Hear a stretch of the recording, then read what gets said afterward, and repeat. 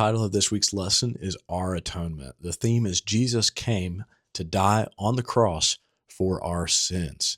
And we're in Matthew chapter 26, covering verses 17 through 30. Matthew 26, verse 17.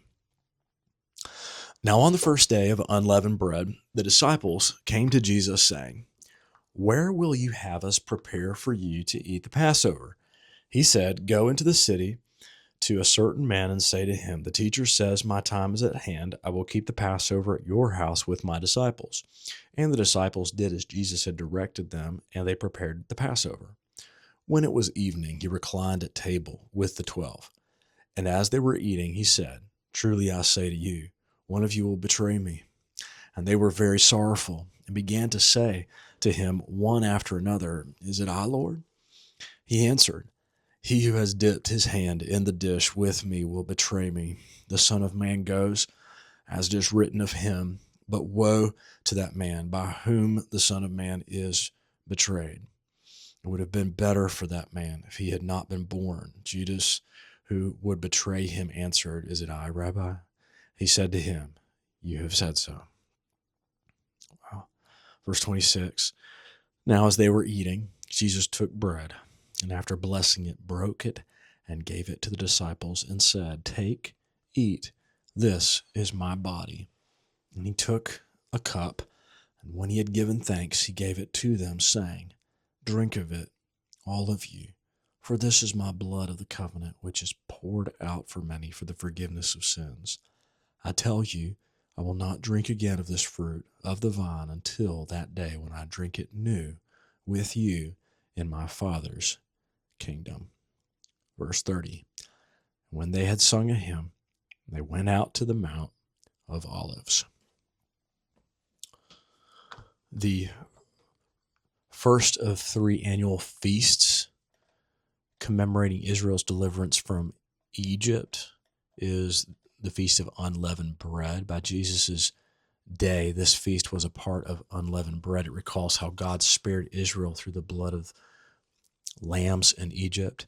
His impending betrayal and crucifixion is here. Jesus also referred to this as his hour. In other texts, John 7:30, 8:20, 12:23, 13:1, 17:1. The Passover meal was eaten after the sunset of the 14th day of Nisan, the first month of the Jewish calendar. This would correlate roughly to late March or early April today. The Greek word paradidomai means to hand over and implies intimacy. The gospel writers use it to describe the treachery of Judas while also emphasizing God's sovereign purposes. In F, he says, "The one who dipped his hand with me." It's not an exact identification, but an affirmation that the betrayer was present at the meal. When he says, "The Son of Man will go just as it is written," it's a reminder that Jesus' sufferings were foretold in the Old Testament, Isaiah 52:53 and Psalm 22. Judgment, letter H here in the quick source says, "But woe to that man by whom the Son of Man is betrayed." Judgment is the word there. While Jesus' death was ordained by God, Judas was accountable for his actions. Jesus established the ordinance of the Lord's Supper here. The bread represents his body. Luke added that his body was given for you in Luke 22:19. The wine in the cup represents his blood, which initiated a new covenant between God and his people, Jeremiah 31, verses 31 through 34. Jesus established God's kingdom at his first coming. It will be completed when he returns. The hill, when it says the Mount of Olives is where they headed out, it was a hill just east of Jerusalem. This was the site of Gethsemane, where Jesus would be betrayed by Judas and arrested after his anguish and prayer while the disciples fell asleep on him. Point number 1, coming betrayal, verses 17 through 25. Lifeway says, on the day of Passover, the disciples approached Jesus to inquire about preparations for the Passover meal. Jesus instructed them to go to a certain man's home where they would celebrate the meal that night. During the Passover meal, Jesus revealed that one of the disciples present would betray him. Each disciple, including Judas, denied that he could be the one. Point number 2, coming atonement, verses 26 through 30. During the Passover meal, Jesus gave new symbolic meaning to the bread and the wine. Jesus described the breaking of the bread as his body. This symbolized his coming crucifixion and death.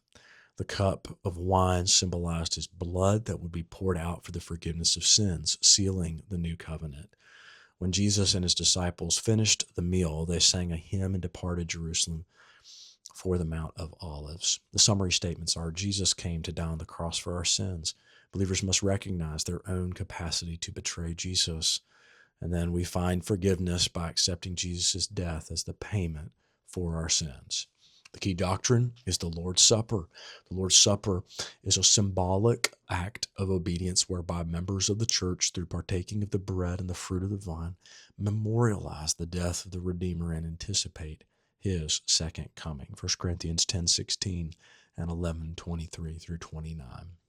How does death sometimes sharpen our focus on the things that really matter in life? When have you felt betrayed? When have you felt like a betrayer? What can we do to resist becoming immune to the dangers of sin? What a great question. What can we do to resist becoming immune to the dangers of sin?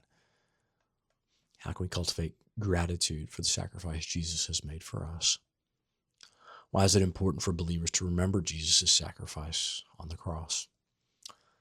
God bless you as you teach his word this week.